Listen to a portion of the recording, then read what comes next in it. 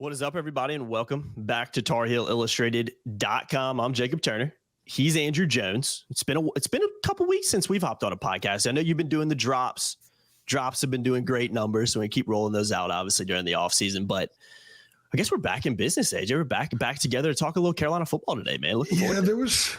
There wasn't. We didn't want to force a football show or basketball show last weekend. In football, because of basketball, we hadn't had any access for a couple of weeks. Yeah. And that started back up this week, which is good. And we're diving into that pretty hard right now as well, because we have a little bit more than a week more left before the end of spring practice. But yeah, I had a lot of drops, and the things are so fluid and can change so quickly right now. And once you get into the postseason, the immediate postseason for basketball, that it's kind of tricky to do a standard basketball show with how things change so quickly. So we're going to record something basketball right after we do this, but it's going to be something that actually has a little bit of shelf life, maybe a couple of days shelf life. That's sort of where we are right now. So football, we've got a lot of information now. So that's one of the reasons why we're going to do a longer football show today, because there's a lot of stuff, and I got a chance to watch practice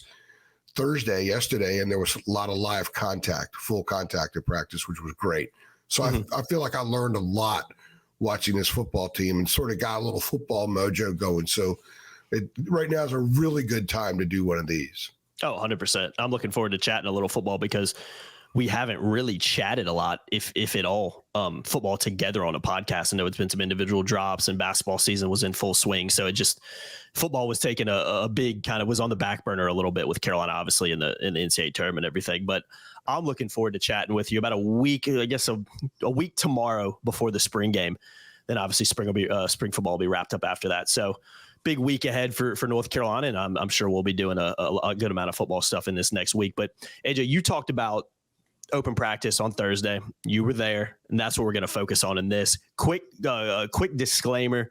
AJ did put a notebook out on Thursday evening from practice. Go check that out. I'll try to remember to link it in the description. I do forget a lot, but I will try my hardest to remember to put it down there. Go read that as well afterwards. But we're going to be hitting on a lot of topics that are in there, because there are a lot of interesting tidbits in this notebook that you put together, which is absolutely fantastic. I was loving checking it out this morning before we did this show. But let's start. We've done a lot of pods like this in the past during spring football. The people who have been watching us know we usually split it offense and defense. Let's start with offense. Based on the notebook I've read and talking to you a little bit, it seems like there's maybe some more question marks on the offense as opposed to the defense, which I know Carolina fans will probably be somewhat excited about, because they'd love to see a really, really good defense at some point at North Carolina. But I want to start with the quarterback battle. Top of mind. It's the hottest topic right now. It's the only place really to start, in my opinion. So you had some interesting tidbits from Thursday, and you were talking about Max Johnson, and maybe not. I know it's one practice, one sample size, so you got to throw that in there, but maybe not having the greatest practice, and guys like Connor Harrell looking better, and even guys like Michael Merding are really impressing you as well. So from covering spring so far, but more in particular, being at that open practice yesterday, talk to me a little bit about that quarterback battle, because again, I think that is very, very top of mind for Carolina fans, because that's kind of the most important position on a football team, right? Well, it is. And you're right. It's just one practice. I did see the first practice as well. So I've seen two full practices, and Max hasn't looked great in either one of them. But again, it's just 2 out of 10 that they've had. And I think that when myself and some others in the media watch practice, we have higher expectations from Max Johnson than Connor Harrell. And I think the human mind will kind of process both accordingly. For example, Connor looked pretty good yesterday, but he looked pretty good because he looked a little bit different and improved from last year, from like the bowl game, when he looked okay at times. So the expectations for Connor begin down here. The expectations for Max begin up here. So we sort of judge on a curve accordingly with each one of them. For Max, some stuff he missed, guys are going to miss. I saw Drake in practice a lot. I saw Sam in practice a lot. They missed stuff too. Yeah, of course. So I think a lot of it is chemistry, and Max is throwing to a lot of young receivers that he hadn't thrown much to before. Connor has thrown to a lot of these guys more, although they have the true freshmen in there, Vari Green, Alex Taylor, and Jordan Shipp. And Max has probably thrown to them almost the same amount that Connor has, but they are freshmen, and there are no tight ends basically right now. They're all hurt. It's crazy. They have 5 scholarships. Nesbitt's not practicing. Copenhagen's not practicing. Julian Randolph is not practicing. Timothy Lawson is not practicing, one of the freshmen. So, and Jake Johnson was out yesterday as well. So 5 scholarship tight ends were out. They had 3 tight ends in uniform. 2 of them were walk-ons, and the one scholarship player was Ryan Ward from New Jersey, the true freshman early enrollee. So there was something to say about that. I think it's more unfamiliar for Max even still than it is for Connor for those reasons. So I think that it's maybe a little bit more of a challenge for him. And people might be looking to pick at stuff because we've heard a lot of, well, you're going to roll with Max Johnson. He struggled in the SEC. Well, he's thrown for almost 6,000 yards, 784 pass attempts, 12 interceptions. There's some stuff there. Yeah, there are a lot of good things about Max. So that's why we have to report what we see, Jacob. I'm not going to sugarcoat it, but at the same time, let's remember it, right? And I'm looking at my laptop here. It's April 12th. The dates half the time this time of year just swamped. People think, oh, hey, you're getting some time off. No, it is. April is just a freaking grind. Yeah, it's unbelievable. It's April 12th. Okay, so you got May, June, July, August. You're 4.5 months away from going to Minneapolis. It's plenty of time. So, yeah, Max a little off on some stuff, but I'll tell you a couple really positive things about him. He throws a nice long ball. It looks pretty coming out of his hands, and he can move. He's athletic. He's 6'5", 225, 230. He can move. He cuts up field. It looked to me, and I've seen him twice in person now, it would not surprise me if at some point next fall, people are saying, man, he actually goes from in the pocket to releasing and cutting up field quicker than the previous 2 quarterbacks in North Carolina. There's some athletic ability there. So there are a lot of things to like, but there's also the feeling out process. And that's what happens when they let us in to see stuff is you don't know if the guy's going to have a great day or not. Yeah. And if he doesn't, we have to report that he didn't, but we must do so with a cautionary asterisk next to that as well. Of course. Yeah, no, I completely understand what you're saying. It's not like, you're not sitting here and you're a reporter on this podcast being like, yeah, Johnson, not very good, not the guy, Harrell's position. It's 1 practice. You've seen 2, but it's 2 practices early. And again, you can look at the sample size of Texas A&M and be like, there is something there. It's not like Max Johnson has been a 3rd string quarterback somewhere and you just bring this wild card in and hope he pans out. It's like, no, there are some things we can factually look at and see of why Carolina wanted him. But like you said, you got to call it how you see it. You're not going to come on a notebook and be like, man, Max Johnson looked really good when he didn't. You have to, again, call it how you see it. So it's Connor looked better. I'll be honest. Connor looked better. Yeah. Connor looks improved in every facet. He's getting rid of the ball quicker. It's a tighter ball.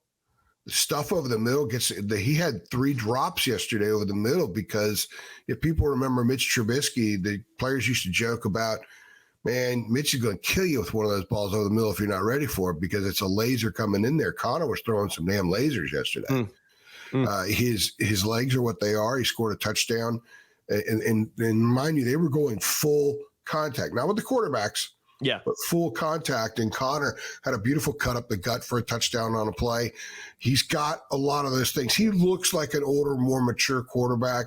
He looks a little bit bigger, and he's not bigger, but he looks a little bit bigger because when a guy plays with confidence and moves well, when you watch him, the halo over him is bright as opposed to dim. And it's dim when a guy is struggling and like Connor, it was dim at times in the West Virginia game. It looked brighter yesterday. And same thing with the first practice, but he looked better yesterday than in the first practice. And I asked Chip Lindsey about it afterward. We got to talk to Chip Lindsey and to Jeff Collins, the coordinators. And I asked him, and a couple people asked him about Connor's improvement. And I said, from the layman's eye, it looks like A, B, C, and D, like what I just said. And he went immediately to confidence.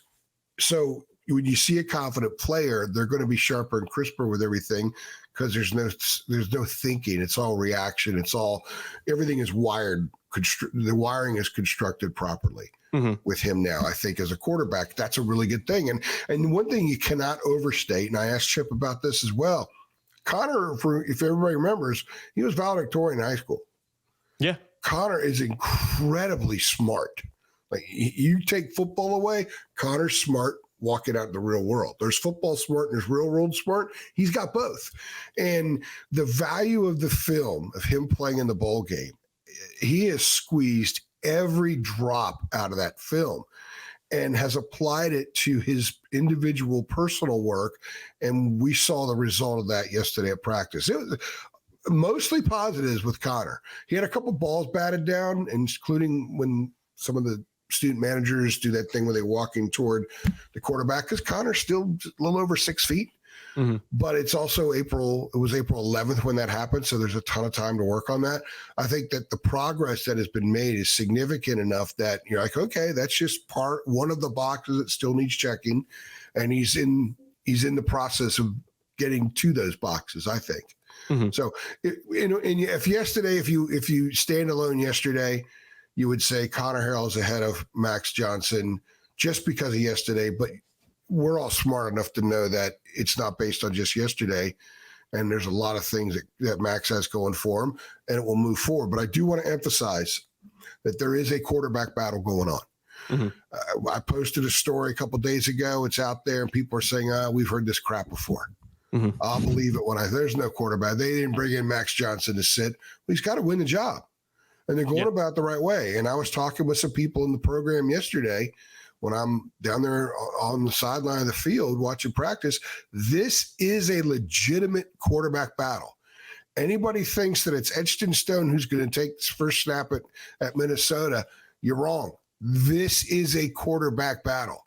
And what I saw yesterday, it's more of a quarterback battle than maybe I expected, to be perfectly honest with you. So it's going to be interesting to see what happens. Everybody's going to get a chance to see them in the spring game. There's the ACC Network's going to be there Saturday. You're going to show some stuff. I don't know how much will be learned from that, but you get to see them both in the spring game. The spring game is not going to be a traditional game. Nobody does that anymore, but you can still see them work some. Yeah. So this thing's going to carry into August. There's no doubt about it. Oh yeah, no, I completely agree. But I think it should be too. It's expected when you think about just Connor Harrell hadn't played a lot at Carolina, and Max Johnson's a new guy, so it's a battle. I don't think is a big surprise for anybody in that respect. Let's move to the O-line. Saw your based on your notebook, bit of a concern again. I mean, I feel like every year we're talking about O-line just maybe not quite being able to get to where it needs to. Had some good decent O-lines in the past, but again, it has been a work in progress under Mac Brown. There hasn't been one of the best O-line arguably they've had is in his first season. He didn't recruit those guys. So getting and developing an O-line has been a struggle, I think, for this staff. And no disrespect to them, I think I'm just calling it how I see it in that respect. And it looked like based on your notebook, still some causes for concern there. I will say there are a lot of new faces down there as well. Guys like Austin Blasky, Willie Lampkin in his second year was a little banged up last year. I know you said he looked good, but you've got a lot of guys in there that they brought in the portal that are still trying to get adjusted as well. So how big of a concern on April 12th is the offensive line, AJ? I would say it's a concern. How big? It's April 12th. So I'm not going to say anything's a huge concern unless there's nobody taking snaps. Yeah, too early to tell kind of thing, maybe. Yeah, unless you're running the direct snap to the quarterback who just runs because you have no quarterback. So no, I think it's a concern for a couple of reasons. You mentioned about Mac's first offensive line. Diego Pounds was the first Mac. There haven't been many the offensive lineman recruits under Mac who have become starters. Yeah, he was one. Travion Green this year is going to probably start, but he has a long way to go. If you look at the rest of the offensive line, at left tackle, you've got Howard Sampson right now, who didn't play much at North Texas. He was injured, but he still didn't play that much at North Texas.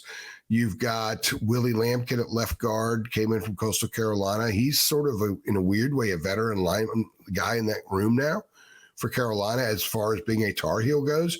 Austin Blasky was a rotation guy for Georgia, got banged up, but didn't play a ton at Georgia. He does have 2 national championship rings. He's brought in some of the Corey Gaynor stuff as far as leadership and chewing glass mentality. At right guard, you got Jonathan Adorno, who is one of Mac's recruits.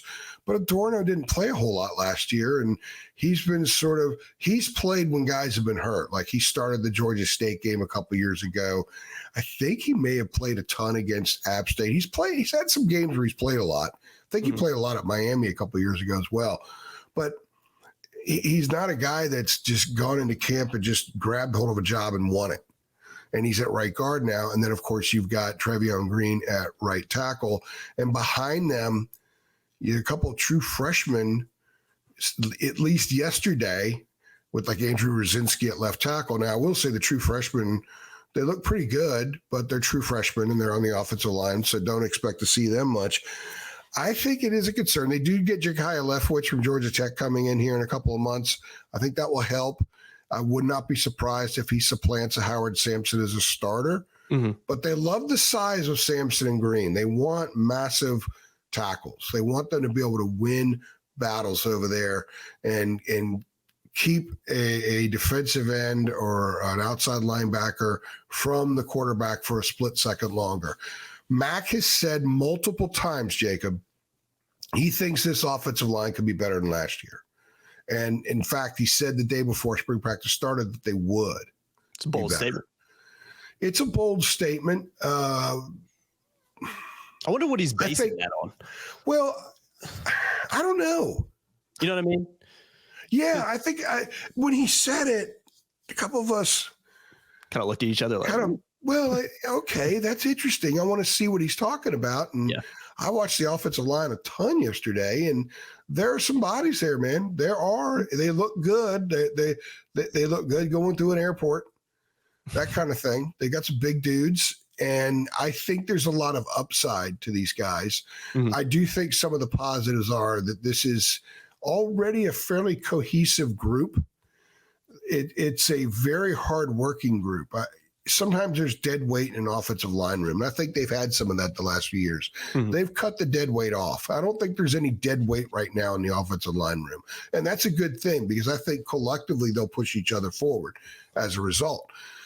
But I don't see high-end talent yet tapped. Zach Rice is still sitting there on the second team. Travion Green is one of those guys that could end up in the NFL, but where he is now to where the NFL would be is such a long road. So how many steps toward that does he take by the time they go to Minnesota? Because it's going to be a tough game, and he's going to get 75 snaps that night.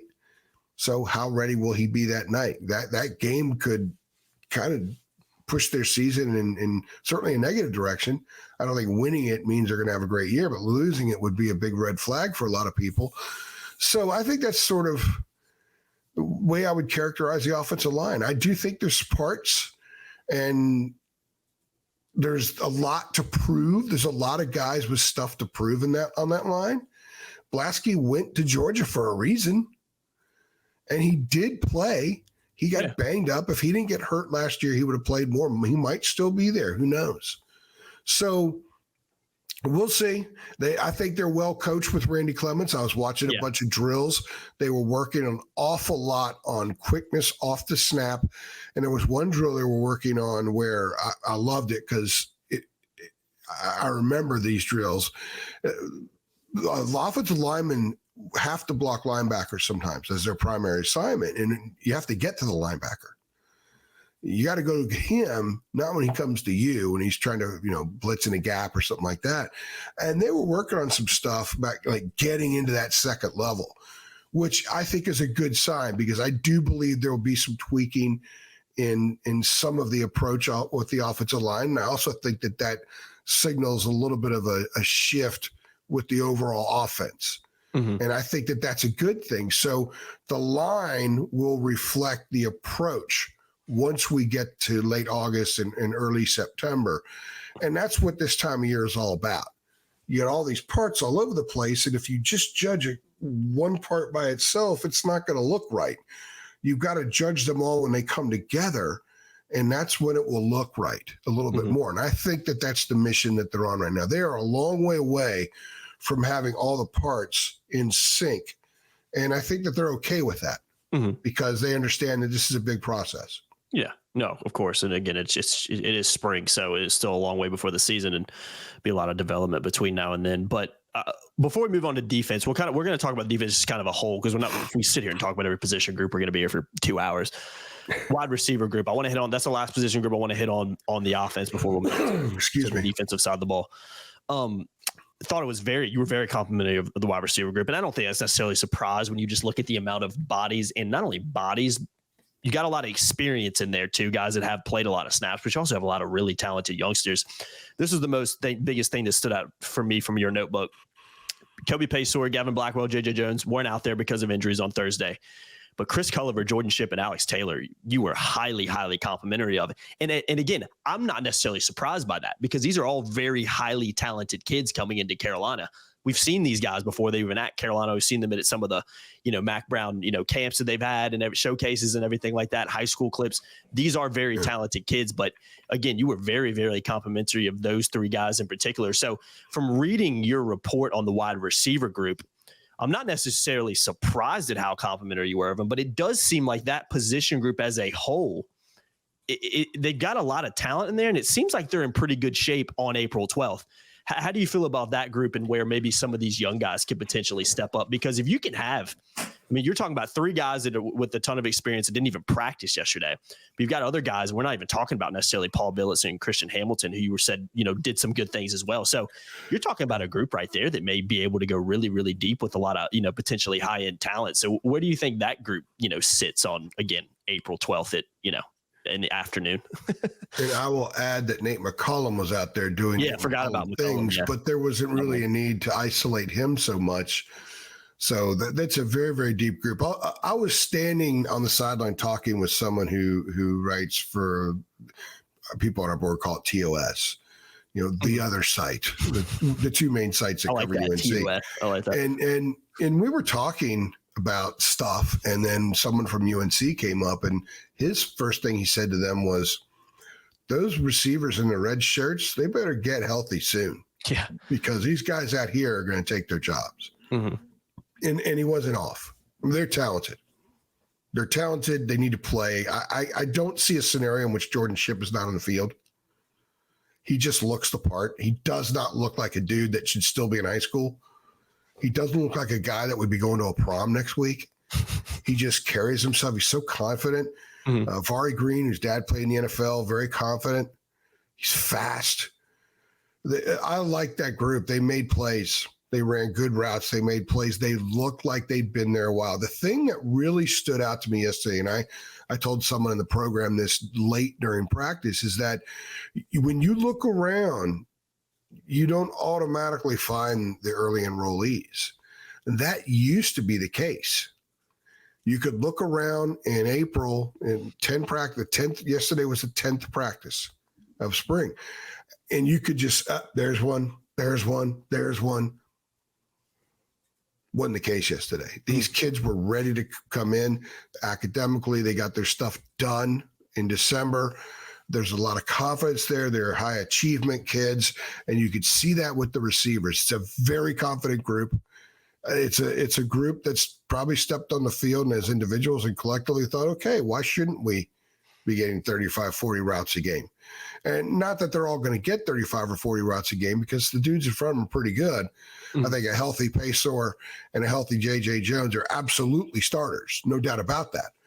But they keep talking about how they want to play X number of guys out there. I think for the first time since Mac returned, they have a chance to run, 7, 8 receivers out there that they're very comfortable with. And some of them are going to be really, really young. And some of them are going to be soft. Paul Billups is another guy that looked good yesterday. Christian Hamilton is absolutely. Culliver's someone who could break out. He has the ability to make the great catch. Mm-hmm. He's had a couple of one-handed catches this spring. He's another kid that plays with tremendous confidence. He's a kid that all along, it's weird, all along the book on him, and Dina was talking about this a couple of years ago. In fact, I think you may have been at the Showtime when they offered Culliver. Yeah. And you or somebody talked to him afterward. There's just unbelievable confidence there. Mm-hmm. Mm-hmm. And the book on him privately was, but he's like a high 4-star. But for some reason, everyone gets stuck on the 3-star, and that's what he is. He's a guy that is already performing well above the quote-unquote star ranking and will continue to. So Carolina fans should be very excited. There is no shortage of dudes to throw to, and that includes the tight end room. Oh, yeah. They've got 3. The tight end room is better than it was a year ago because Jake Johnson is an upgrade over Kamara Morales. Mm-hmm. No doubt about it. It's just that none of those dudes were out there. Yeah. So, look, if the O-line is solid and whoever the quarterback is, Max or Connor, continue to make the progress that they need to, and Max, maybe all the lights go on. Mm-hmm. The offense with Omari and Hampton, and I think they're going to be better behind him than people think it as well. Mm-hmm. I could throw 2 cents on that in a second if you want. But I think the offense has a chance to be really, really good. Maybe not as explosive as before, but they also will have an ability to chew clock, to give the defense rest and score when needed to. I think the offense has a chance to be pretty good, but it depends on what those 2 most important groups do, because there is no shortage of skill on offense, no shortage at all. And that includes at running back. They're an upgrade at running back now than a year ago. Yeah, real quickly, we'll talk about the defense, but just to hit on the running back room very quickly, because Hampton's the guy, all ACC guy, super talented. I mean, we don't need to spend a ton of time being like, well, who's going to be behind him, because he's going to get a majority of the reps. But I thought your note on Davion Bullet Goss, which that nickname's absolutely fantastic. If your nickname's Bullet, you must be just lightning fast. But he was mentioned, as somebody in your report that stood out, and you even said, he might even eventually work his way up into that second running back. And I don't really think that's a outlandish or, bold statement when you look at just the guys that are behind him and some guys that have left behind him. So talk to me about, you don't need to spend time talking about Hampton, but do you feel pretty good behind him that somebody, maybe a Goss, is going to be at least capable of coming in and taking some of those reps off Hampton? Because Hampton's great, but you don't want to be running him but so many times every game, because that can come back and bite you. Davion Goss, whom I spoke to in February, he's got all the trimmings. There's a reason he was rated the way he was, and he came from a fantastic high school program, one of the best high school programs in the country, that almost has a Power 5 type facility, training regiment, culture. They were so good that I think he only carried the ball like 8 times in the state championship, because they just beat the crap out of everybody they played. Mm-hmm. But he also had to pass block there and had to receive. And I was talking to him about pass blocking, which is always the hardest thing for a new freshman running back. He's like, I've done a lot of it. So he's done that. Mm-hmm. So he's a guy that as a true freshman, they might be able to use in all down situations without giving away what they might do or might not do because of what he's not capable of. Some of the guys that came in the previous few years that were highly regarded, maybe even more highly regarded, had trouble with that. I think this is an area that might get him on the field, not to mention the fact he can catch and he's super fast. The nickname is what it is for a reason. And I also think Darwin Barlow is a guy that's going to help them. There's an experience there playing at A&M at Southern Cal. And I think that there's an assurance that he'll at least give them, they know that there's a box that he's always going to provide, that his game is within. And the other guys, Louis has been out, and Caleb Hood just can't get healthy. Yeah. So I think right now, I would project right now the rotation, if they're going to go 3, you're going to have Barlow and Goss behind Hampton, and fans are going to like Goss. I think he's the real deal. Oh yeah, no, that's great. And again, a really highly rated kid coming in. I don't think it's, a surprise that the talent's there, and hopefully he can work his way in there, because you got Hampton in front of him and a guy that was as highly recruited and as impressive as Goss has looked as a number 2. That's a great position to be in, especially when you consider how many guys Carolina lost at that position, man. I mean, good Lord, I can think of Elijah Green, British Brooks, and I'm blanking on his name now. JM guy went to JMU. Why am I blanking on his name? Oh, Pettaway. Yeah, Pettaway, George Pettaway. I mean, that's a lot of attrition in that rim. You know what I mean? So it's good if you have someone like there. Yeah, I mean, they had more experience last year and stuff, but Davion Goss was one of those guys that I think by the time August 28th gets here, he's one of those dudes that the staff's gonna be like, we gotta get him on the field. Yeah, it's not see what he can do. Remember, Omarion struggled a lot his freshman year. Yeah. A lot of big. His 200-yard games were against non-power fives. Yeah. So he struggled some. So I think, somebody said, I'm really intrigued at what kind of player Goss is going to be for them down the road. Yeah, not a bad problem to have if you're just trying to figure out how to work a guy in behind an all ACC running back, because he's just so good. So that's not a bad problem to have if you're North Carolina, and obviously could end up taking some pressure off of the quarterback position as well. So defense, real quickly, AJ, we're going to head out of here after the defense, because again, we don't want to go 2 hours on this, but talk to me about the defense. I don't think we need to do like position by position breakdown here. Let's just talk about them as a whole, because I know talking to you off camera and reading some of your report, you seem to say that, I think even, to quote you, the defense seems to be in a pretty good position right now, and is what you're kind of saying. So I know K'Mon Rucker's out again.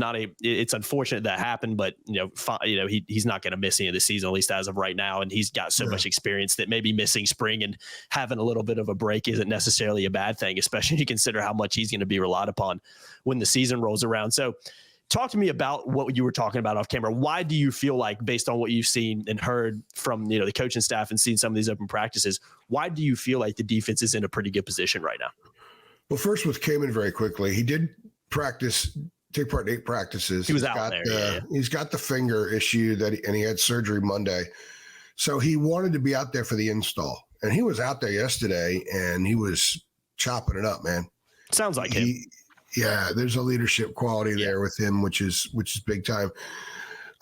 I like the more aggressive approach. I think that the defense needed a different voice, and I like Gene a lot. I think Gene, there's a lot of things to like about Gene, but they've sort of reached a point where they need some controlled chaos over there. Mm-hmm. Some controlled chaos in the voice. When I say chaos, just because he's loud. You can hear Jeff Collins when you're on the sideline, and there's an edge to him. And Jeff Collins always looks like a guy who just finished lifting weights. Yeah, he does a great way to describe him. That's fantastic. And I think that he's a guy that will not so diplomatically encourage a kid. He apologized to the defense when he met them the first time for all the things he's going to say over the next year.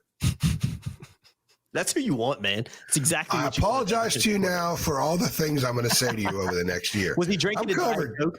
Because at Pro Day, he had a Diet Coke in his hand, and I was trying to say big Diet Coke guy, I guess, but I don't know. I didn't, I like Diet Coke too. I didn't see him drinking that, but basically I'm covered because I've already apologized. So, honey, don't hold it against me. Right? That's great. I love that. Because I'm covered. I mean, it's brilliant, really. Yeah, it's fantastic. And I think you also kind of weed out some guys maybe. Yeah. That way. It's not like he's just nuking them all the time, but there's an edge to him that is always there. Mm-hmm. And that's what this defense needed. It needed more of a collective sense of urgency. And that isn't just in how he goes about handling himself. You're going to see that in the scheme. You're going to see what we saw, a lot of blitzing. We saw, I don't want to go into full detail because program has to kind of temper some of these things. And I didn't see all of it because I was field level. I didn't go up and watch. So I can't tell you exactly what some of the approaches were, but a lot of blitzing. They got to the quarterback a lot. They caused a lot of problems. There were times when both the blue and white offensive line could not handle, especially on the edge, could not handle. there's more athletes over there. There's more IQ over there on that side of the ball. I like the young guys. I think the young guys in time are going to be pretty good, but they've got a pretty good beginning up front with some of the dudes that are back. I'm hearing great things about Des Evans, taking advantage of that 5th year, making the most of it, and playing very, very well. I'm hearing great things about Bo Atkins. I think Bo Atkins has a chance to be an NFL player. Me too. Yeah, me too.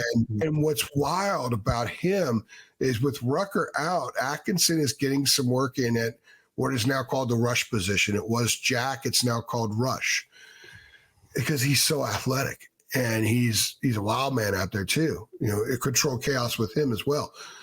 Evans is getting some work there, but I thought it was interesting. Jeff Collins said, look, we've got some packages. You're going to see Bo Atkinson and Des Evans on the field at the same time. Those are guys that are supposed to light up quarterbacks. Yeah. Those are guys that are supposed to be hard to block. They're supposed to create some chaos, not just in what their approach is, but the chaos is for the offensive line. It's for the offense to throw them out of whack. And so they've got some dudes that can do that. And everything about Travis Shaw, I know that we said positives about Travis last year, and no worry, made progress. Everything I'm hearing is that this is a different Travis Shaw, sitting in the front row of all the meetings instead of in the back. If he gets dinged up early in practice, he goes back out there and keeps practicing instead of taking the rest of practice off. The whining, there's just maturity stuff, man. We all got different timelines. Yeah, of course. It took me until I was, a week ago before I finally matured. You ain't the only one, man. So Travis was on a different timetable, but it's there. There have been serious, transparent conversations with him about what his future could be, but it's only going to be there if he fully dedicates himself. And that's NFL. And they're not hiding it. Mac has said it, and Jeff Collins said it yesterday. This guy could be a first-round draft pick if he just gets his butt in gear and does the things he's supposed to do, and he makes himself that player. Everything I've heard, everything is that he's doing that, playing very, very well, eating multiple blockers. In fact, Jeff Collins said that his wife and daughter are back in Atlanta still. His daughter's 8. I think she's almost 8. And she wants him to tell her stories at night on the phone about players. And he finds himself talking about Travis all the time. That's great. Because he's such a unique dude. So she's going to be down here for the spring game. I can't wait to meet Travis. So that's fantastic.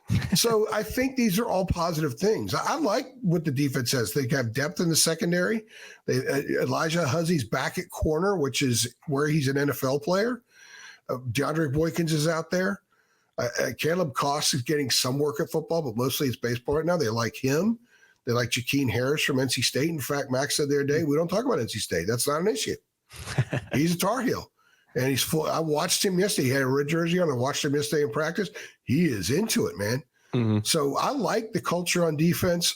I like what Jeff Collins is doing there. And for all the people who want to label him or give a narrative of him as a defensive coordinator based on what you saw when he was head coach at Georgia Tech, don't. It's a totally different thing. It's a different job. If you're a great salesman and then suddenly you're put in charge of another department or to oversee everything, you might not be great at that, but you might be the best salesman in the company. Jeff Collins has a history of being a very good defensive coordinator. He's very happy in that role. He's very comfortable in that role. And everything I'm seeing and hearing about the defensive side of the ball are positives. That now, how much will that apply in fall? Who the hell knows? Let's see. Yeah. But I think that they needed to shift gears in the direction that they did.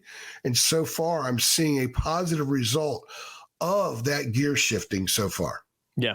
No, I think that's all you can really ask for it on April 12th. You know what I mean? With a new coordinator, new faces over there too. I know Carolina returns a lot of guys as well, but did lose some, important figures as well. I mean, Cedric Gray just being, number one on that list. So vital to what the defense was, doing the last couple of years. So yeah, I think that's a positive. I think that's something, I think Carolina fans, when they hear anything about the defense, rightly so, we're going to be skeptical, but when you consider Jeff Collins coming in, I like the hire, and you consider, again, on April 12th, a lot of positives and a lot of guys that seem to be able to go out there and make plays. And again, experience coming back too, particularly on that defensive line and even, at linebacker a little bit as well. Elijah Huzzy, didn't talk about him. He's absolutely fantastic last year. If you can play him solely at cornerback instead of moving him around everywhere, that's a big benefit for the defense as well. So yeah, I think that's a good place to kind of wrap this podcast up. Let me interject really quickly on Huzzy. Jeff Collins said yesterday that 99% of his snaps right now are corner. And that's They've got guys. They've got guys they think that can deal with the start. In fact, DeAndre Boykins is getting work at safety as well. So I think they feel really good about the star position right now. I forgot about Boykins, man. I mean, he was fantastic a couple years ago. That's a big guy to have back too. No, that's a big positive. I completely forgot about him. Yeah, I think, again, a lot of reasons to be optimistic on defense, but again, I understand it. I don't think a lot of Carolina fans are going to believe it till they actually see it, I understand when the season starts. And again, I can't blame you at all for that. Trust me, I really can't. So we'll see what happens is at the spring game next week. And again, guys, keep it locked to TarTarIllustrated.com. Only about a week left of spring football. So, AJ will be covered in a lot of media availability. I'm sure we'll still be had this coming week. And then obviously we'll have a lot of people from Tar Heel Illustrated at the spring game next Saturday. So looking forward to that. Hopefully we got some nice weather for that as well. But I've been Jacob Turner. He's been Andrew Jones, another edition of the THI podcast. Appreciate you guys watching as well. Let's do this. If you're optimistic about this year's football team, go ahead and like the video below.